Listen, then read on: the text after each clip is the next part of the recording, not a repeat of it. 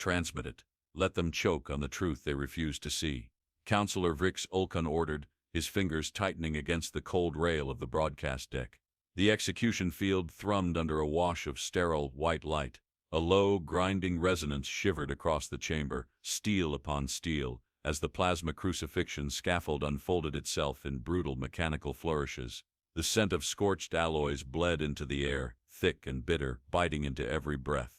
Ambassador Ruin Faric stood silent, unbroken. Shackled wrists gleamed under the arc-lit beams, casting broken shadows that danced against the far walls. His uniform, once immaculate, hung torn, burned in strips along his frame. His gaze never wavered, not toward the council tribunal, seated like vultures overhead, not toward the assembly of silent observers forced to attend, and not toward the cold, glittering spires of laser plasma displays, broadcasting his trial to every neutral fringe world. Faric smiled once, small, tired, but laced with something deeper than defiance. Across the council floor, a hush settled. The kind of silence that feels more like drowning than peace. Ambassador Ruin Faric, the automaton voice of the sentencing drone, rasped, its tone devoid of anything living. Found guilty of sedition, conspiracy, and insurgency against the Pax in Concord. Sentence: termination by plasma nerve crucifixion. The scaffold hissed open. Sharp white lines etched into the air as the arc lances ignited. A crude mimicry of ancient tortures long banned by any civilization that dared call itself just. He moved once, just once, lifting his chin, exposing his throat, not in surrender, but offering his death as a final refusal. The first lances struck. Every nerve in his body twisted. A sound too raw for words ripped itself free from his chest. Not a scream, something heavier.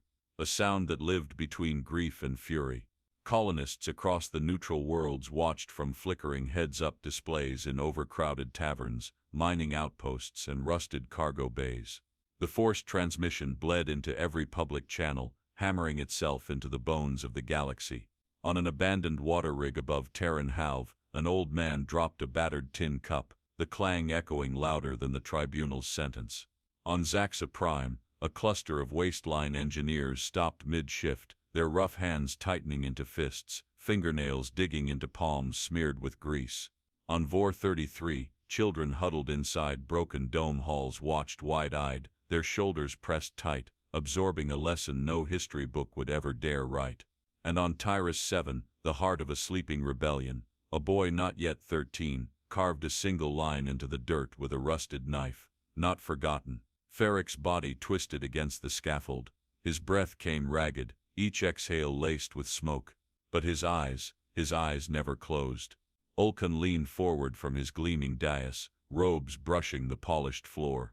"Let them see what loyalty to a relic earns," he muttered, a smirk folding the edge of his mouth. Static rippled across the broadcast feeds. The edges of the images flickered, but the Council's message remained. Earth was broken. Earth's memory would rot among the abandoned stones of lost colonies. Faric died slowly. The Council had designed it that way, not for mercy, but for memory. A lesson written in living fire. When his body finally sagged, the scaffold withdrew its lances with mechanical indifference. His frame, now bloodied and scorched, was lowered to the ground without ceremony. No guards moved to cover him. No words of respect were spoken. The floor beneath him was pristine, untouched by the violence he had endured. On the distant worlds where the transmission reached, the impact was different. Gravity seemed to tighten, pulling down the shoulders of the watchers. In the barrens, in the mines, in the cities forgotten by power and politics, men and boys stared into broken screens and saw not defeat, but inheritance. A smell of burnt dust filled the chambers, an aftertaste of something final, something bitter enough to etch itself into stone. The tribunal rose as one, a final display of unity, above the corpse of a man who would never kneel. Counselor Ulkan lifted his hand, issuing the dismissal command. The council guards obeyed instantly, cutting the feed. The heads-up displays blinked black across the galaxies. In the dark, memories took root. Far below the gleaming floors of the council tower, a minor technician in a stained gray uniform turned off his console with a sharp snap. He paused, tracing a finger over the console's frame, leaving a streak of ash from the overworked processors. In a fractured communications shack on Tyrus 7, two brothers, both older than their years, began tearing apart an old atmospheric pump, not for repairs, but for something older, something darker, their father once whispered about before he disappeared into the Council's prisons.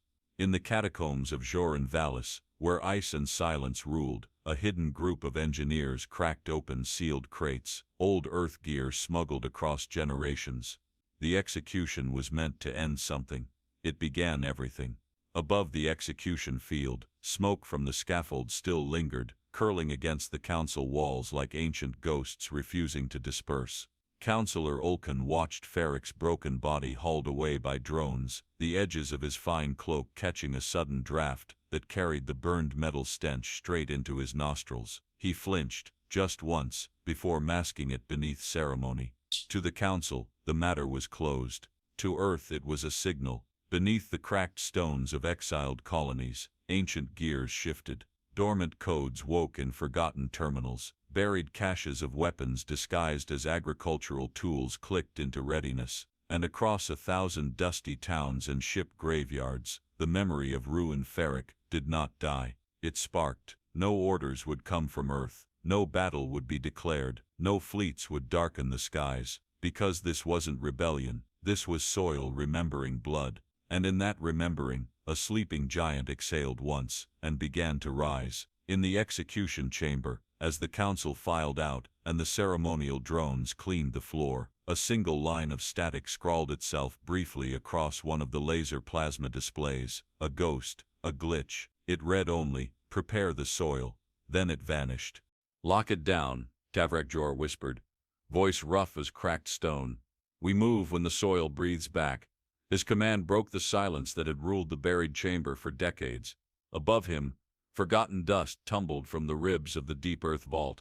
The walls around him groaned under weight, and time, their old earth insignias faded into ghostly outlines. He placed his palm against the central console, a slab of blackened alloy embedded with dormant life, and felt the cold tremble once under his touch. Keys turned in distant corridors. Somewhere above, a forgotten door split open with a sound like old bone breaking. The first lights flickered on, muted, amber, bleeding across the cracked floors in slow, uneven pulses. No alarms, no announcements, just a slow, coughing breath of machines waking to a world that had forgotten them. Tavrek pulled his gloves tighter and stepped forward. His boots scuffed against the dry ground, raising motes that spun lazily in the amber gloom. Every movement he made sounded too loud, too final, as if even the dirt was listening. On Tyrus 7, inside a rust-stained aquifer station, an old heads-up display stuttered to life. Symbols once thought dead languages crawled across the cracked screen, stringing together forgotten call signs. 3 men sitting in the dark straightened, exchanging glances that spoke more than 1,000 speeches ever could. A single nod passed between them. They moved without a word, peeling back false panels to reveal hidden caches. Rifles wrapped in oilcloth, stun lances built from agricultural welders, transmitters disguised as pump regulators. One by one, they armed themselves, every snap and click sharp against the heavy stillness pressing against the walls. Tavrek reached the heart of the vault, a forgotten command core crusted in layers of dust and silence. He dropped to one knee, pulling a rusted insignia patch from his inner coat. With steady fingers, he pressed it against the recessed scanner. A slow, grinding sigh answered. The vault doors cracked apart like ancient stone cliffs splitting under invisible weight. Air rushed past him, cold and heavy with the taste of old iron and soil left to rot in forgotten tombs. Behind him, shadows shifted.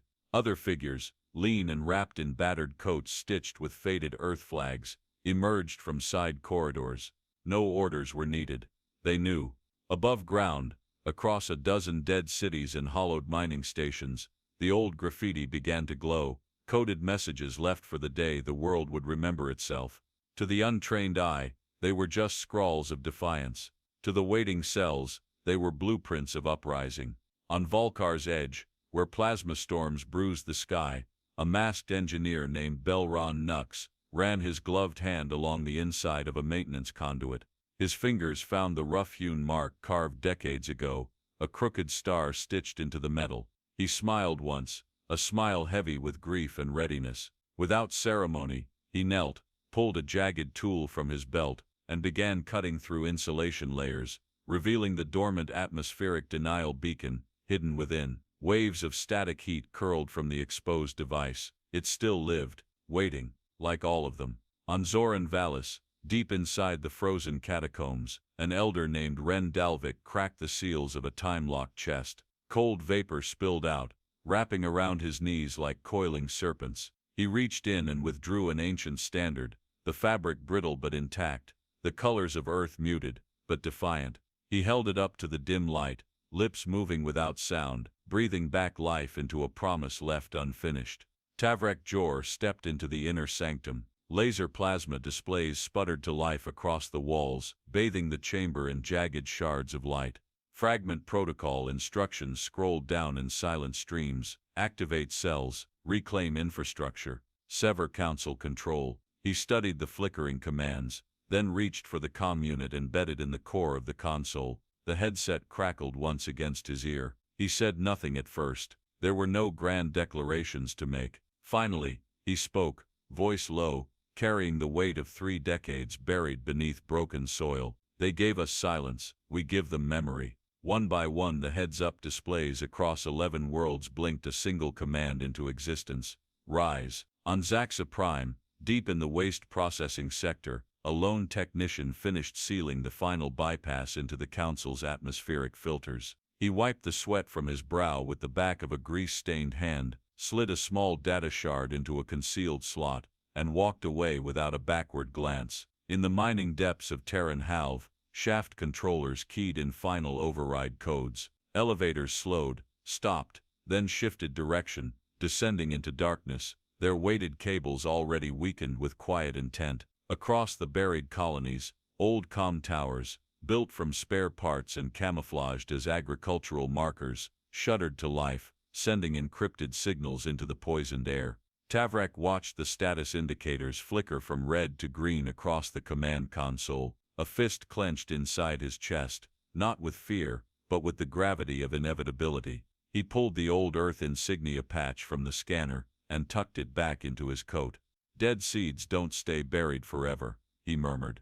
Outside the vault, the ground above shifted, dry stones whispered against each other, as if the earth itself stirred from a long slumber. Above Tyrus 7, storm clouds brooded low, heavy with unfallen rain. On the far horizon, a thin column of black smoke spiraled upward, not from destruction yet, but from a fire built by cold hands waiting for dawn. In the council chambers, sealed and smug above distant colonies they considered broken, no alarms sounded. No alerts warned them of the old heartbeats quickening below.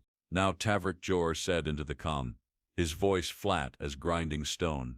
The command rippled outward through encrypted channels, threading itself into the marrow of a generation that had waited too long in silence.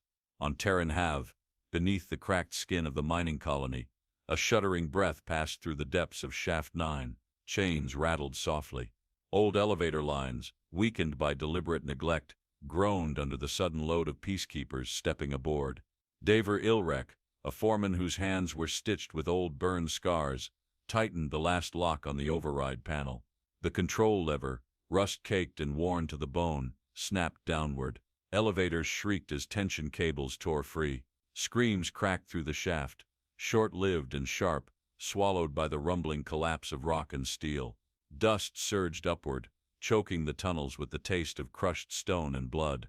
Ilrek didn't stay to watch. He turned, boots crunching over broken slag, and vanished into the fissures of the underground. On Zaxa Prime, in the bowels of the atmosphere regulators, Soren Devik moved like a shadow between yawning conduits. His gloved hands danced across the ancient panels, rerouting gas flows with deliberate, brutal efficiency.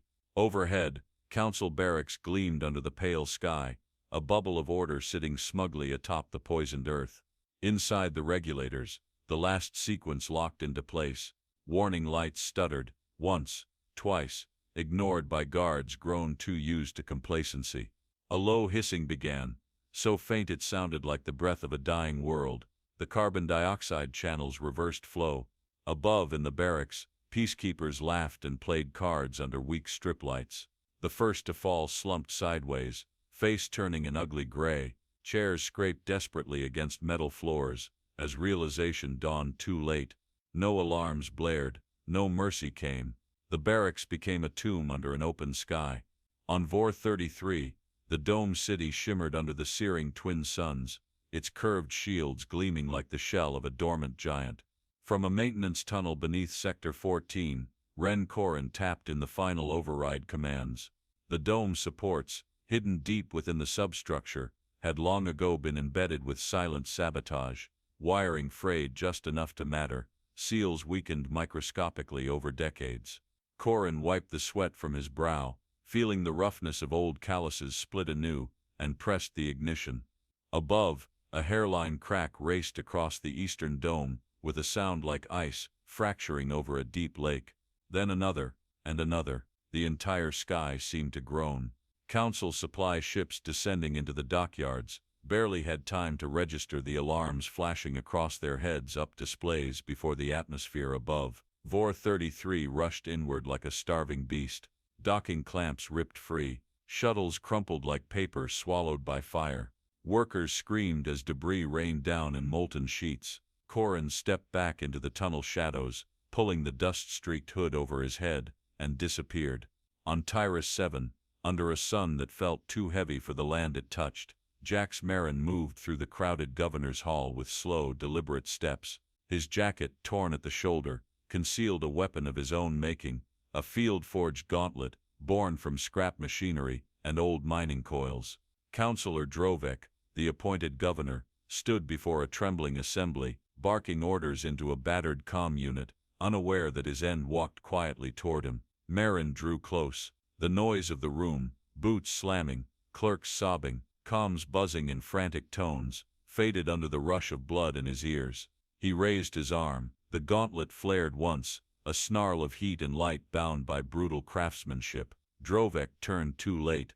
The strike caved the side of his skull inward, with a sound like splitting fruit. He fell sideways, mouth still moving in silent confusion. Marin stepped back into the crowd. No one stopped him. No one cried out. Outside, children tugged down the council's banner with hands still too small for weapons, but more than enough for history. On Volkar's edge, black storms smudged the horizons, crackling with slow fires. Belron Nux, his face hidden behind a repurposed breather mask, activated the atmospheric denial beacons. High above, the skies twisted into boiling veins of ionized gas. The first council ships attempting descent shuddered mid-air, their hulls peeling like fruit skins under the invisible assault. They tumbled back into the clouds, vanishing in bruised flashes. On Joran Valis, frozen mists coiled between the broken structures. The geothermal railgun, half buried in the ice for years, groaned awake under human hands. Ren Dalvik stood at the ancient firing console, fingers dancing over cracked controls. The railgun coughed once, then fired. In orbit, the Council's central fleet barge, a floating city of supplies, soldiers and authority, crumpled inward, then burst apart, sending debris glittering like broken stars across the void. And across every exiled colony, a sound not heard in generations rose, boots striking ground in unison, weapons drawn from hiding, flags pulled from secret caches. The Council's presence didn't crack in a single moment. It splintered everywhere, all at once. Tavrek Jor watched the indicators light up across the command vault's heads-up display. Green, green, green. A breath escaped him, rough and cold, but steady. No cheers broke the air, only readiness. From the Council's outer monitoring stations, confusion poured in sharp bursts. Reports of sudden atmospheric failures, infrastructure collapses, lost communications. Councillor Vrix Olkan stood before his command dais, laser plasma displays bleeding warnings, his mouth a thin line. "This isn't a rebellion," one aide choked out, hands trembling over a scrambling console. It's systemic." Olkan didn't answer. He didn't have to. Somewhere across the stars, Earth's colonies had already answered in ways words never could. "Send them down," Belran Nux said, voice muffled beneath his breather mask. "We're ready to tear the sky apart." Above him the clouds rippled, dense, swollen, sick with static charge. Belran adjusted the control module strapped to his wrist. Around him, Half-buried atmospheric denial beacons pulsed low in the dirt, their cores vibrating in silent anticipation. He crouched behind a corroded service relay, hands working swiftly, his breath fogging inside the cracked visor. Valkyr's edge stretched in broken ridgelines around him, each one scorched raw by centuries of plasma storms. He glanced once at the ragged horizon. Two dots, barely visible, crawled closer against the bruised sky. Council reinforcement dropships. Static buzzed across his comm. Beacon calibration holding, came Tavrik Jor's clipped voice. Belran tapped the modulator once. A low thrum pressed against his bones, deep and growing. "They won't leave a shadow behind," he said. He keyed the first sequence. Across the shattered plateaus, the ground exhaled. Invisible currents punched upward, blooming into needle-fine strands of ionized turbulence. The incoming dropships didn't alter course. They cut through the upper atmosphere, unaware of the chaos spinning invisibly around them. Eon filaments tangled against their hulls, shearing thermal shielding layer by layer. Belran waited, pulse steady. The first dropship jerked sideways, its stabilizers screaming into uselessness. A second later, it ruptured mid-air, trailing jagged pieces like dying birds. The second vessel tried to veer away, plasma thrusters flaring, but the storm swallowed it whole, ripping it into curling ribbons of metal and bone. Belran stood, wind clawing at his coat, and watched the wreckage burn against the dying stormlight. In the heart of the ground vault, Tavrik's voice crackled low. "Skies are yours. Hold them." Belran shut down the modulator. The beacons hummed quietly in satisfaction, feasting on the charge still lingering above. No cheers rose, only the keening sound of wreckage falling through mist. Miles away, where the ridgelines gave way to flattened plains, Merrick Seld knelt among broken soil, fingers deep in the earth. His team worked quietly, digging through gravel and hardened dust with crude tools. Tremor beacons, salvaged and rebuilt from old mining detonation rigs, sat stacked in crates beside them. Merrick rose, wiping grit from his palms, and surveyed the terrain. The old convoy route snaked across the land like a scar, too open, too exposed, exactly how the Council liked it.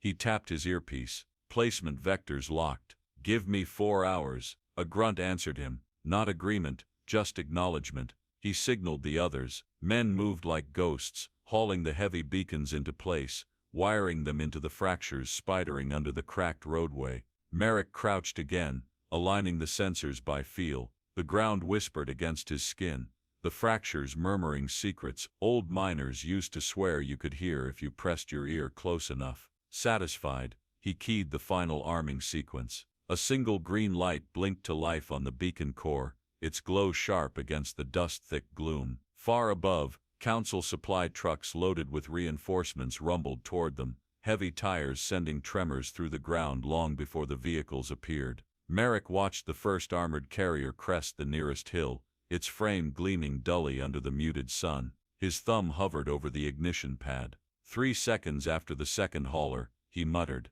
Beside him, one of his runners shifted uneasily. "If they scatter," Merrick smiled, an expression worn thin by too many lost years. "They won't, not fast enough." The second hauler appeared, trailing dust. Merrick pressed down. The land responded. A roar cracked upward from the bedrock. The roadway split open under the hauler's wheels, swallowing the first carrier in a spray of shattered stone. The second veered, brakes screeching, but the earth betrayed it too, fault lines erupting under its mass, tilting it sideways into the growing chasm. Soldiers inside barely had time to scream before the vehicles vanished into the ruptured soil. Dust poured back into the gaps, silencing the aftermath, as if nothing had ever disturbed the earth at all. Merrick turned away from the wreckage without comment, his boots leaving shallow prints in the freshly torn ground. Overhead, thin trails of smoke from the broken sky still bled across the horizon, traces of Belran's work marking the heavens with Earth's hidden hand. Back in the command vault, heads-up displays flickered in tandem as reports flooded in. Tavrik Jor stood alone before the main console, arms folded, watching as Council reinforcements disappeared from the operational maps. "Status," a voice asked behind him. "Jarek Doran," dust still clinging to his jacket. Tavrik answered without looking back. "They can't land, they can't march." Jarek stepped beside him, watching the green indicators blossom across the heads-up panels. "And if they try to swim?" he asked dryly. "They drown too," Tavrik said.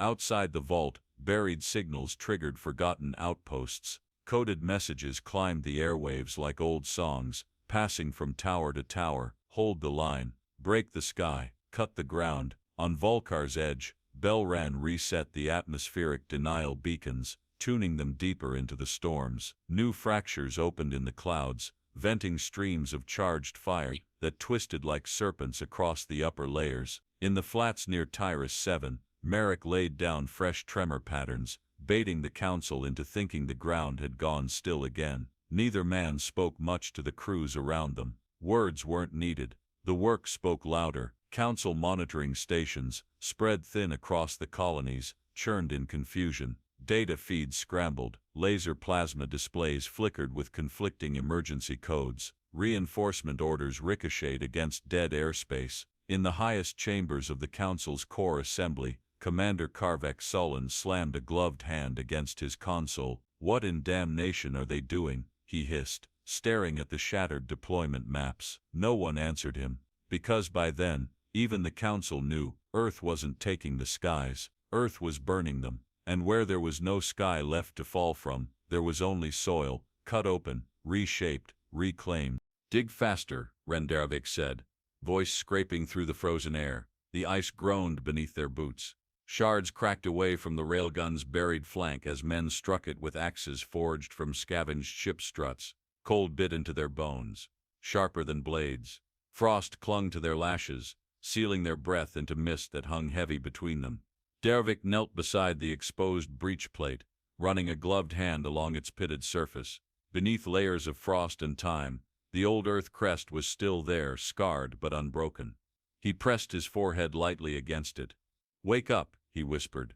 Behind him, laborers attacked the frozen ground with a brutal rhythm. Picks shattered against embedded gravel. Heated coils, jury-rigged from old geothermal taps, steamed and hissed against stubborn layers of ice. The Earth did not give easily. It had swallowed the railgun whole and had no intention of surrendering it. But Earth was patient, and its sons had learned from it. Dervik rose, joints stiff, and crossed to the heads-up panel, salvaged from an old mining crawler. The screen flickered, its battered face bleeding fractured code. He slammed a fist against the side, coaxing it into life. A slow, guttering power-up sequence crawled across the feed. Railgun battery integrity, 34%. Magnetic induction rails, cold start initiated. One of the techs glanced over, worry tightening the edges of his face. "If she backfires." "She won't," Dervik said, slicing the doubt away. "She remembers." The ground trembled faintly underfoot, not enough to see, only enough to feel through the soles of their boots. A warning rumble buried deep in the bones of the world. Above, the frozen clouds peeled apart.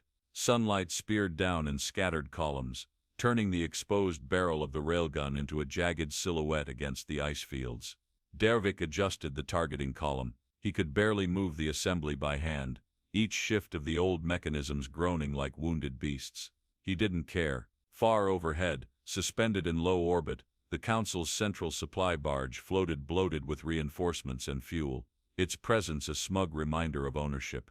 Dervik squinted up into the thin, ice-bright sky. He imagined the Council officers inside, oblivious, sipping their sterile ration drinks, plotting how to put Earth's sons back into chains. He wiped the thought away like mud from a lens.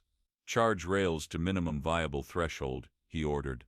The coil operators moved fast, stringing cables from geothermal taps into jury-rigged converters. Cables snapped tight under the strain, hissing and sparking as power surged. The railgun's barrel exhaled a long freezing breath, shedding frost in clouds. Dervik pulled the firing lever down halfway. The old bones of the gun vibrated under his hand, alive once more. A warning blinked across the heads-up display. Structural integrity compromised. Risk of barrel fracture. He smiled grimly. "We're not looking for a second shot." Positioning the barrel by feel alone, Dervik adjusted the angle against a battered sextant chart nailed to a broken shipping crate. They didn't need pinpoint targeting. They needed direction and intent. The wind howled, battering the exposed field, dragging loose banners and tarps into the white sky. Dervik leaned close to the comm line, flickering static buzzing in his ear. "Joran Valis ready," he said. Tavrik Jor's voice, a whisper over broken distance, answered. "Fire when her blood runs hot." Dervik drew a breath that stung his ribs. He pressed the ignition. The railgun shuddered. A deep roar tore through the frozen air as the magnetic coils spasmed into life, flinging a single tungsten slug skyward with the fury of a world waking from chains. The ice cracked apart along the firing line, fissures racing across the field. Steam vented violently from the cooling trenches, coating the men in hot mist that scalded their exposed skin. Dervik shielded his eyes and watched the projectile carve a burning scar through the thinning clouds. Above the colonies, the Council's barge hovered, engines thrumming in quiet arrogance. Officers inside jolted upright as the ship's alarm system screamed to life too late. From orbit, the slug appeared as a blur, a flicker of death moving faster than thought.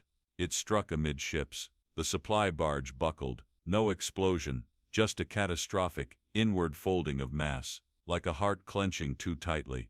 A second later, debris arced outward in a silent ballet, spinning broken spires and shattered decks into the black. Dervik lowered the lever, the railgun moaning low as energy bled from its rails. The weapon's spine cracked under the stress, a sound sharp and final. It didn't matter. From the field, they watched pieces of the barge burn their way through the thin atmosphere, trailing fire like ancient stars falling out of favor. Around Dervik, his men said nothing. They only stared upward, their faces lit by the pyres of descending wreckage. Above the broken clouds, Earth's colonies were no longer invisible. They were marked in light. The Council's supply lifeline had been severed not by a fleet, not by a barrage, but by memory stitched into frost and iron. Dervik turned away from the field and picked up the old Earth flag tucked into his belt. It was small, frayed along the edges, stained with time. He drove it into the ice beside the railgun's dying carcass. Not ceremony, just history. In the Council chambers, the heads-up displays fractured into static, red-coded errors spilling down in chaotic streams. Panic swirled among the marble floors and golden banners. Councillor Vrix Olkan smashed his hands against the nearest console. "Where are the reserves?" he barked. An aide stammered, fumbling through scrambled feeds. "Gone. The main supply fleet it's gone, sir." Olkan's mouth opened, then closed around nothing. "Find them." Councillor Vrix Olkan snapped, voice slicing through the chamber like a drawn blade. "Find them, and rip the memory from their bones." Heads turned. Aides shrank back against marble pillars draped in velvet banners, the Council's insignia gleaming gold against white stone. The scent of spiced oils clung thick to the air, masking the sharp tang of fear building under silk robes and polished boots. Laser plasma displays lining the curved walls stuttered, data flickering and failing in scattered bursts. Emergency feeds ran blood red across the panels, marking lost colonies, failed orbital stations, crippled fleets. Olkan paced before the central dais, his ceremonial cape brushing the inlaid floors, heavy with embroidered victories that now tasted like dust. "They're not soldiers," a junior minister stammered, voice thin. "They're insurgents. Terrorists." Olkan stopped cold, fixing the man with a stare that could flay skin. "Terrorists don't collapse domes. They don't tear the sky apart. They don't erase a fleet supply barge with frozen weapons." The room shivered under his fury. Another minister, older, withering under the weight of too many years spent in soft chairs, cleared his throat. "We must control the narrative, frame it, isolate the colonies still loyal. And what narrative shall we spin?" Olkan hissed. "That we murdered an ambassador, and now the soil itself has turned against us." No one answered. Far below the glittering towers, across broken colony towns scarred with graffiti and bullet-pocked walls, another kind of council gathered. Tavrik Jor stood in the ruins of an abandoned water depot, flanked by men whose faces were seamed with old hunger and quiet resolve. Dust spun through shafts of weak sunlight slanting through cracked ceiling panels. Each step crunched against shattered concrete and old ration wrappers, the place smelling of rusted pipes and cold ash. He adjusted the crude transmitter built from scavenged relay parts and a melted satellite dish. The machine whined low, sending flickers of life through tangled wires. "Signal ready," one of the younger operators said, voice steady despite the tremor in his fingers. Tavrik gave no grand speech, no call to arms. He simply stepped forward, adjusted the cracked mic, and spoke 3 words. "Reclaim your soil." Across 11 worlds, old transmission towers coughed to life. Heads-up displays in forgotten bunkers and rusted mining towns lit up, carrying the message on waves no council jammer could touch. In the marble chambers, panic spread like fire under oil. "They're coordinating," barked Commander Karvik Solon, slamming his hand against a flickering map. "They're following a central signal."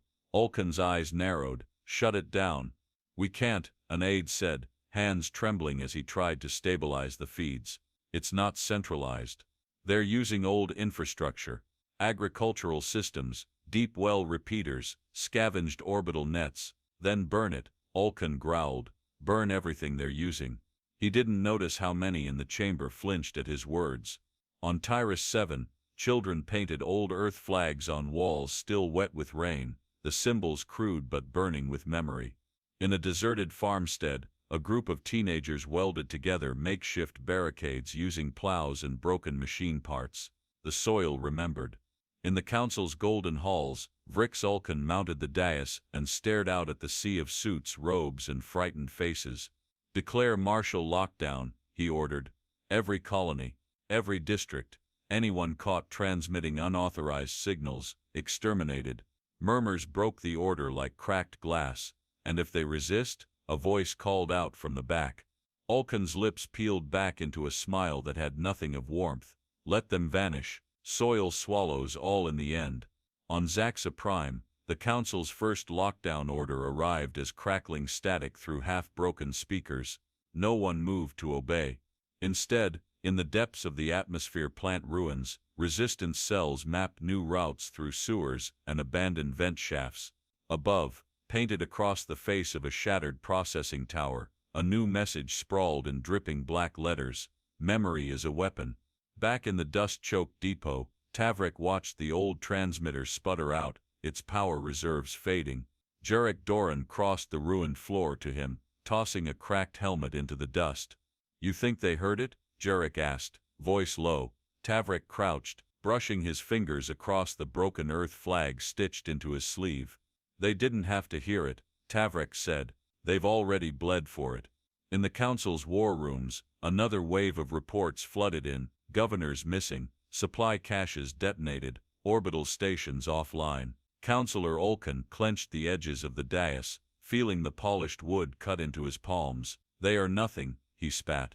"Children playing in ashes." But the displays disagreed. Green icons, Earth's hidden colonies, multiplied across the maps, growing like roots under a dying empire. In the depot, Tavrik studied the cracked radio once more. Even in death, it whispered faint signals, bleeding defiance into the cold. "We don't win by force," he said quietly, to no one in particular. "We win by memory." Outside, the first banners rose, stitched by hand, daubed in rain and ash, carrying no government crest, only the stubborn shadow of Earth. The war wasn't about territory, it was about belonging, and the Council, despite all its towers and armies, had forgotten what Earth never would. In the marble chambers, Ulkan turned from the failing displays, facing the gathered ministers with a look hollowed by rage. "We are the Council," he said, voice ragged. "We will not bend to ghosts." But already, in the cracks of the golden walls, the past was seeping in. "Launch the lances," Jarek Doran ordered, his voice flat as frozen iron. Beneath the rocky crags overlooking Tyrus 7's battered plains, old mining platforms groaned under sudden strain.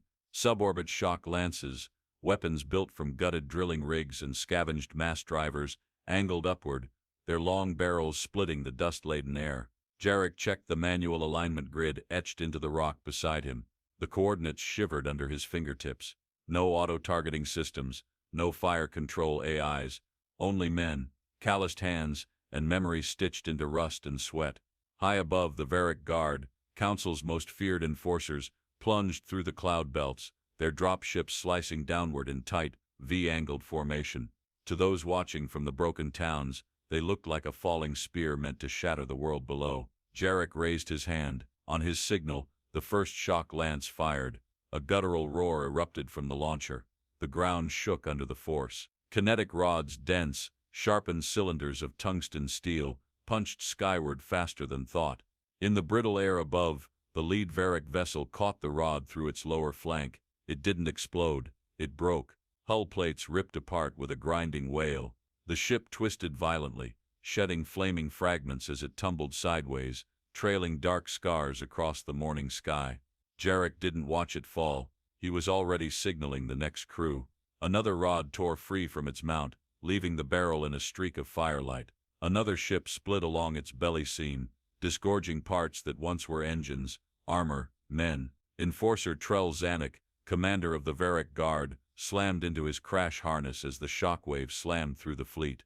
His ship's heads-up display spun with alerts: trajectory loss, hull breach, total structural failure. Zanuck gritted his teeth and roared into his comms. Stabilize, evasive patterns. Below, Jarek keyed in another volley. Shock lance crews worked in brutal rhythm, feeding rods into screaming launch tubes, wiping sweat from their faces, even as the air vibrated with the recoil of every shot. One by one, the Faric ships died, not in dogfights, not in heroic stands, but crushed like insects hurled against an unseen wall. Zanuck's dropship pitched sideways. The inertial dampeners failed first, slamming the crew into bulkheads and struts. Sparks rained from the control consoles. He struggled upright, wrenching the emergency lever, but the cockpit glass showed only the ground spinning closer. He understood, too late. They weren't landing into a battle. They were falling into a grave. His last thought wasn't fear, it was fury. The sky accepted him in silence.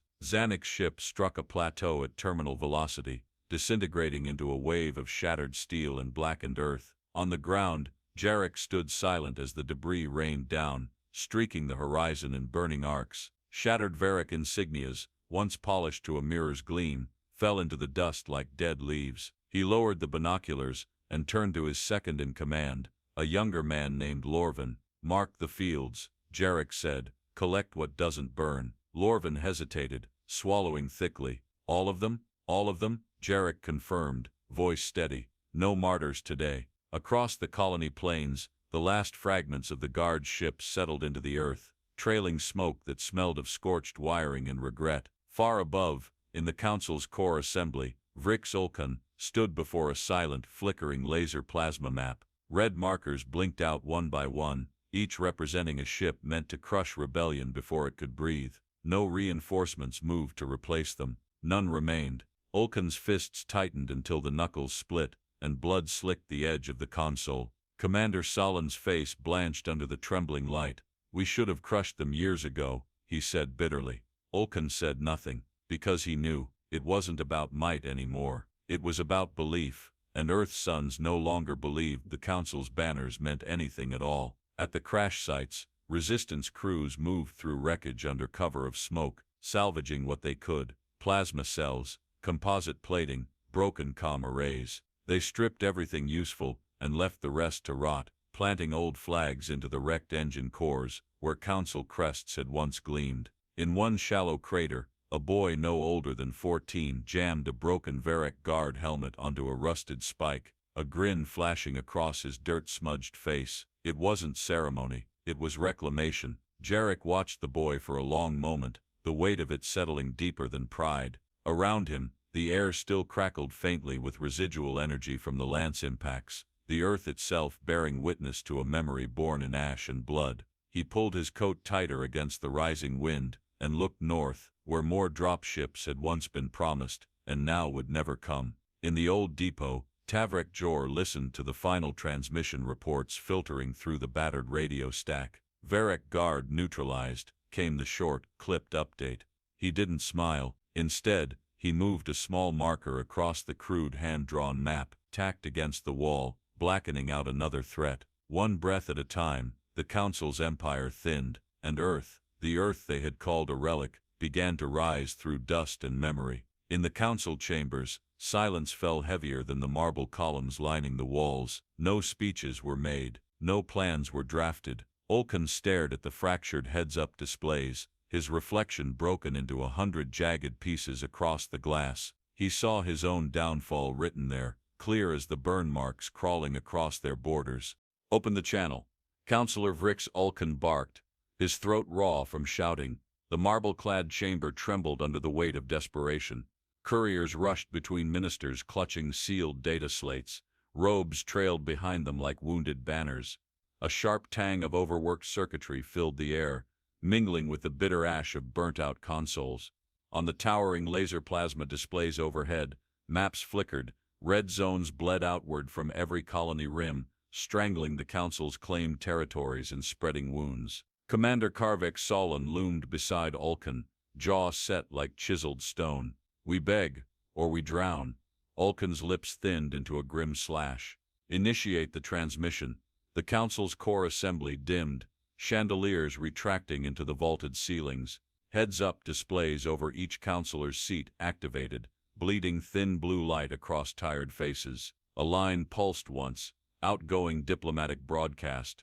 Priority Alpha. Across the neutral systems, old relay towers, salvaged satellites and forgotten outposts received the Council's plea. Ulkan leaned close to the primary mic, the final arrogance stripped from his posture. He spoke into the vacuum. "We seek dialogue, immediate cessation of hostilities. Recognition of sovereign council authority remains negotiable. We acknowledge grievances. We propose summit talks at neutral coordinates." His voice cracked once, quickly masked behind formal coldness. There was no immediate response, only the hollow echo of words scattered into voided channels. In the shattered cities of Tyrus 7, in the burning fields of Zaxa Prime, in the crumbling ice halls of Joran Vallis, colonists paused, heads turned toward battered receivers. Static buzzed, then cleared, but no voice answered from Earth. Instead, a different signal bloomed, viral, jagged, untouchable. In the council chamber, the primary displays spasmed. Courtiers cried out as sealed transmission protocols crumbled under the invasive feed. On every screen, a single image burned, a cracked Earth insignia stitched into a weathered jacket. A voice, male, worn raw by decades of silence, cut through the confusion, measured, final. "You gave us no trial." The chamber froze. The voice continued, harder now, slicing into the gold and marble like an unseen blade. "So we gave you no warning." Behind the words the image shifted, scenes of burning banners, wrecked dropships, soil blackened, not by conquest but by return. "You took one man." The screen showed ruined Faric's execution scaffold, not through the Council's polished lenses, but from the raw, grainy footage smuggled by colonists, his broken frame, his unbowed eyes. "We took back 11 worlds." Ulkan gripped the edges of the dais, so hard his knuckles split again, blood running in slow lines across the polished wood. "You ended one life." Now, the displays showed children raising old flags over shattered walls, hands stained with ash and hope.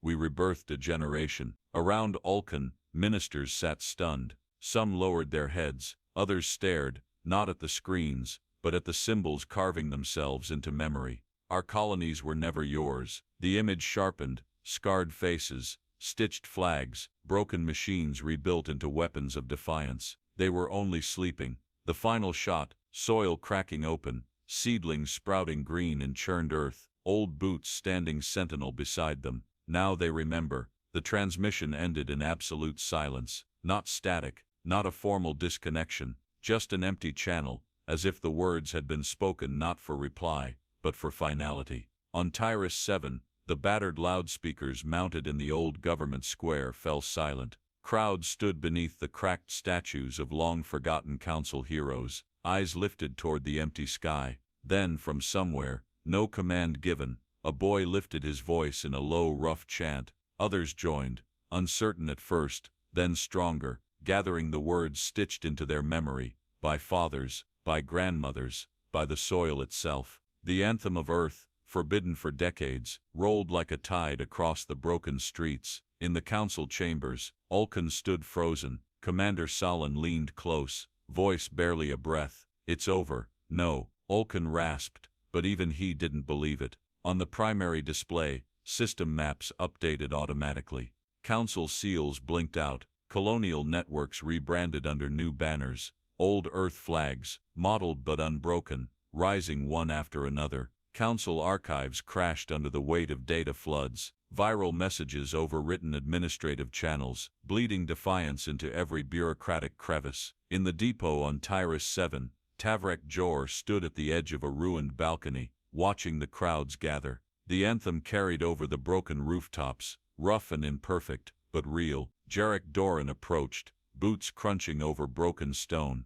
"They heard," he said simply. Tavrak didn't move. His hands rested lightly on the railing, feeling the stone pulse faintly under the rising voices. "They remembered," he corrected. Far across the stars, on neutral stations and fringe worlds, ships repainted their registry codes, merchants rewrote contracts, border stations tore down the council's emblems and hung rough-spun banners in their place, without fleets, without decrees, without Earth ever firing a formal shot in its own name. Back in the council chamber, Ulkan sat slowly, his body moving as if weighted with chains. He stared at the darkened screens. No debates rose, no proclamations followed, because even the most stubborn tyrant recognizes when history turns against him. And history had already shifted its gaze. It no longer sang of conquest, it sang of reclamation, it sang of Earth. Ulkan closed his eyes and heard it, the distant sound of soil shifting,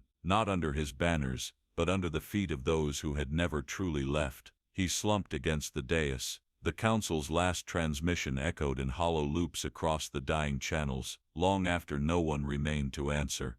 "Let it be seen," Rendelvik said, voice low enough to be carried only by the wind. The field stretched before him, scarred by old battles and fresh rebirth. Smoke lingered in the folds of the hills, curling through broken trees and cracked stone markers. Above, the sky bore the bruises of recent storms, clouds scattered like defeated armies.